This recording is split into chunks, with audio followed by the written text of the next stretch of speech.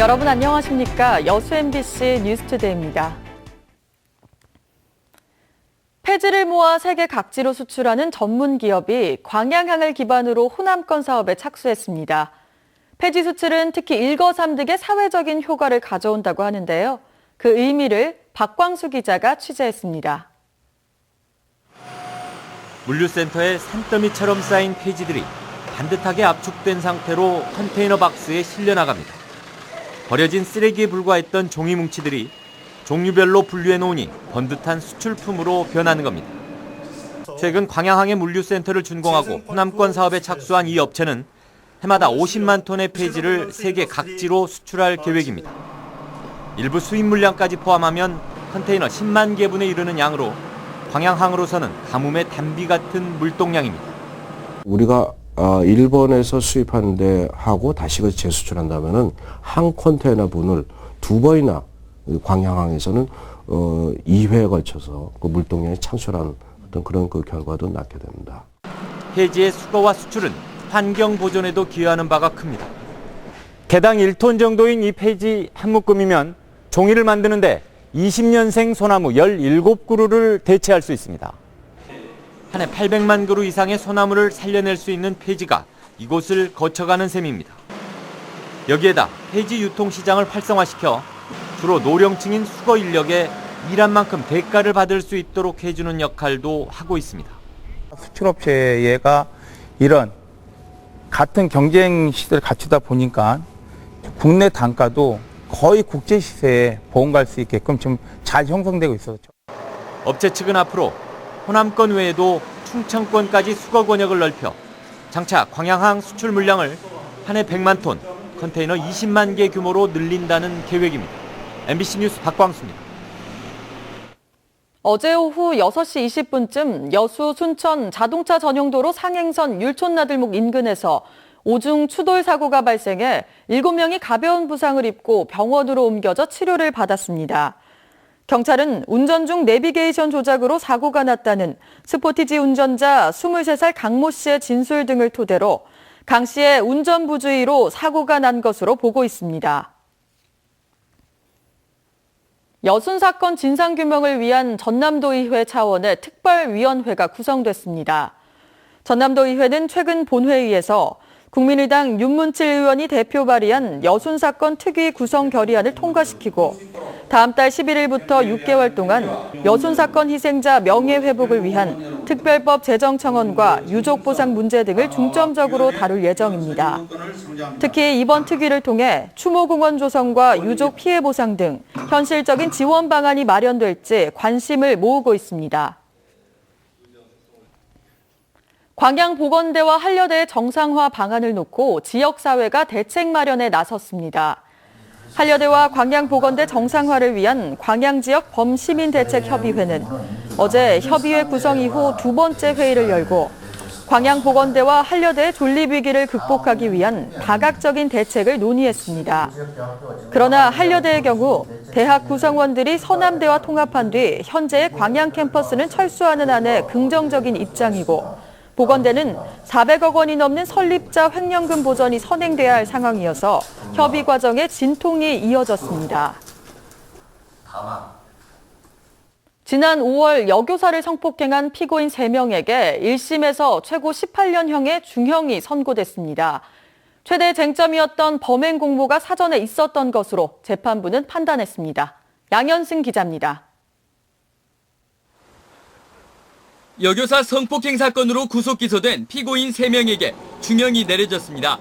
광주지방법원 목포지원 형사합의 일부는 피고인 38살 김모 씨에게 징역 18년, 34살 이모 씨는 13년, 49살 박모 씨에게는 징역 12년을 선고했습니다. 또 40시간의 성폭력 치료 교육 이수도 선고하고 범행 장면을 촬영한 이 씨의 휴대폰은 몰수했습니다. 형량이 가장 높았던 김 씨는 2007년 대전 성폭행 사건 혐의가 추가됐습니다. 쟁점이 됐던 피고인들의 범행 공모 부분을 재판부는 CCTV와 전화통화 내역, 진술 등을 종합해 범행 공모가 있었다고 판단했습니다. 또 피고인들이 학부형임에도 불구하고 교사의 주거시설에 침입하는 등 죄질이 극히 불량하다고 밝혔습니다. 선생님을 상대로 이 사건 범행을 저질러 비난 가능성이 크다고 보고 그로 인해 피해자가 외상과 스트레스 등 상당한 오랫동안 치료를 받아야 하는 점, 그리고 피해자도 피고인들을 엄벌을 탄원하고 있는 점. 재판부는 피고인들이 혐의를 소극적으로 인정하거나 진술을 번복하는 등 범행에 대해 진심으로 뉘우치지도 않았다고 꾸짖었습니다.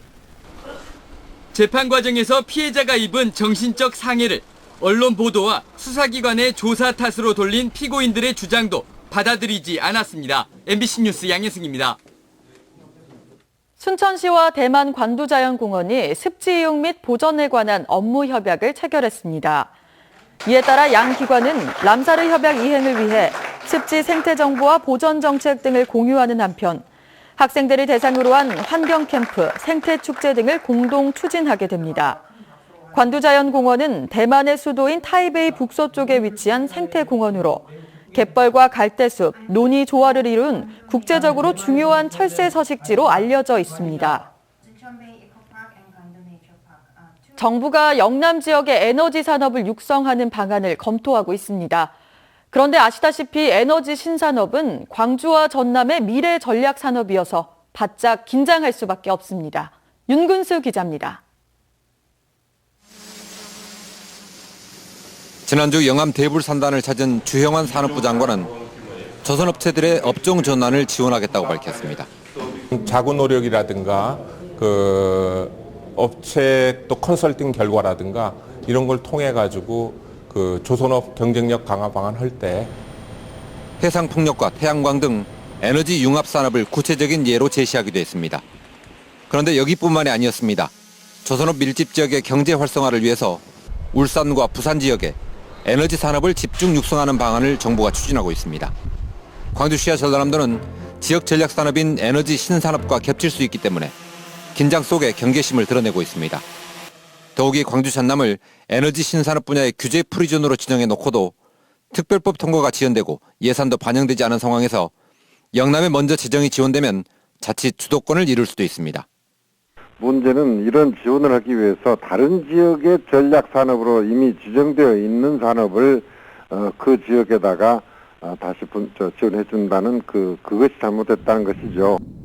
산자부는 영남 지역의 경우 주변에 밀집한 원전과 연계해서 에너지 발전 설비와 부품 산업을 지원하겠다는 것으로 광주 전남의 에너지 신산업과는 성격이 다르다고 밝히고 있습니다.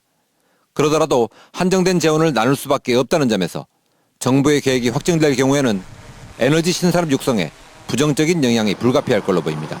MBC 뉴스 윤문수입니다. 수서발 고속철도인 SRT 개통을 앞두고 전라선 노선 포함과 KTX 증편을 요구하기 위해 전라선 권역 자치단체가 한자리에 모였습니다. 여수시는 인근 순천시와 광양시는 물론 전주시와 남원시, 곡성군, 구례군 등 전라선 권역 7개 자치단체 관계자가 모인 가운데 전라선 KTX 협의체를 구성한 뒤 수서발 SRT 노선에 전라선을 포함시켜줄 것을 요구했습니다. 또한 전라선 주변의 관광 수요가 큰 폭으로 늘고 있는데도 KTX 운행 횟수가 부족하다며 전라선 철도 고속화 사업과 KTX 운행 횟수를 증편해야 한다고 강조했습니다. 전남대 차기 총장 후보들이 정책 토론회를 통해 지지를 호소했습니다. 전남대 광주 캠퍼스 용지홀에서 열린 정책 토론회에서 차기 총장 후보에 등록한 경영학부 정성창, 정치외교학과 윤성석, 지구환경과학부 허민, 신소재공학부 이병택, 법학전문대학원 정벽석 교수 등 후보 5명은 대학 발전을 위한 비전과 자질을 내세우며 구성원들의 지지를 호소했습니다. 차기 총장 선거는 오는 20일 교수와 교직원 등 191명으로 구성된 정책평가단 평가와 오는 25일 최종 현장 투표를 거쳐 교육부에 추천할 2인의 후보가 확정됩니다. 유력 건설업체가 여수 묘도에 동부가 LNG 허브터미널 건설을 추진하고 있습니다. 광양항 여천 일반부두를 운영하고 있는 주식회사 한양은 여수시 묘도동의 가스인수 저장시설은 물론 물류와 금융, 가스거래 관련 서비스를 제공하는 동부가 LNG 허브터미널을 구축하기 위해 사업 타당성 용역을 추진하고 있습니다. 우리나라와 중국, 일본, 대만 등 동부가 LNG 시장은 전 세계 LNG 거래량의 60%를 차지하고 있어 묘도에 LNG 터미널이 들어설 경우 LNG 가격 경쟁력을 높일 수 있는 동북아의 주요 거점으로 떠오를 전망입니다. 국회 국정감사에서 페로니켈 슬래그의 유해성 논란이 대두된 가운데 광양시가 주변 지역 환경 영향이 없다는 근거 조사를 제시했습니다. 광양시는 보도자료를 통해 최근 한국건설생활환경시험연구원에 의뢰해 야적장 주변 지역에 대해 실시한 조사 결과 토양 속 니켈과 마그네슘 성분이 관련법 기준을 넘지 않거나 대조금보다 낮게 나타났다고 밝혔습니다. 한편 국회 환노위 한정혜 의원은 최근 환경부에 대한 국정감사에서 순천향대학교의 조사 결과를 인용해 광양의 페로니켈 공장이 가동된 2008년 이후 여수와 남해 지역 등에서 발암물질인 크롬과 니켈 성분이 높게 검출됐다며 유해성을 우려했습니다. 순천시의회가 지역 장애인들의 경제적 자립을 돕기 위해 중증장애인 생산품 우선 구매 촉진 조례를 제정했습니다. 네, 출근길 서울은 대체로 맑은데요. 충청과 남부 곳곳엔 안개가 짙게 끼어 있습니다. 조심하셔야겠고요. 오늘도 일교차 큰 날씨가 계속되니까요. 옷차림에 신경 쓰셔야겠습니다. 이 시각 현재 서울은 10.5도로 쌀쌀한데요. 낮 동안에는 따스한 남서풍이 불어들면서 23도까지 기온이 껑충 오르겠습니다. 주말인 내일도 서울은 25도까지 오르는 등 약간 덥게도 느껴지겠습니다. 현재 공기 상태는 양호한데요. 오후부터는 차츰 서울 등 수도권과 영서, 충청 등 중서부 지역을 중심으로 미세먼지 농도가 나쁨 수준까지 오르겠습니다. 또 남부 일부 지역도 밤에는 공기가 탁해질 수 있겠고요.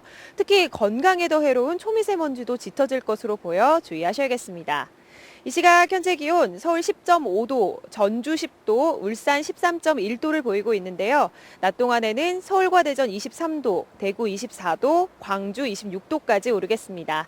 일요일인 모레는 전국에 가을비가 내릴 전망이고요. 경상도 지역은 월요일 오전까지도 이어지겠습니다. 날씨였습니다.